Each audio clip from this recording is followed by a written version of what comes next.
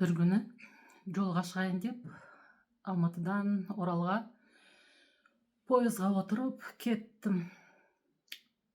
Жол бойы енді бір келіншекпен сөйлесіп отырдық, күліп, мәз-мейрам болып.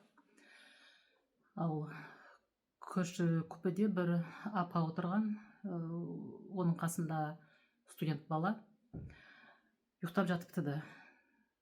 Ал ол кісі енді бізге қызығып отырыпты. Содан әлгі келіншек Қызылордаға жеткенде шығып кетті. Ал енді мен ойлаймын, кім келеді екен оның орнына. Содан кейін бір қарны қампиған, бойы бір метр, кепкасын қосығанда сондай бір ер кісі кіріп келді. Ой, бұл кісімен қалай ғана барам? Мен деген сондай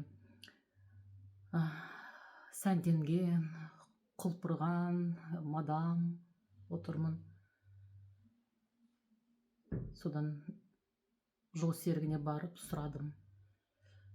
Мына көрші купеге көшіп кетейін бе, әйтпесе ыңғайсыз екен. Ол рұқсат берді де, мен қайтып келдім, киімдерімді жинай бастадым. Ал ол кісі сұрайды, ой, кететін болдыңыз ба деп. Иә, мүмкін түн ортасында маған қырындап, миымды ашытатын шығарсыз. Кеттім мен апаға. Онда жақсы болды. Онда мен жақсылап, қорылдап тұрып, жалғыз өзім ұйықтап алайын деді.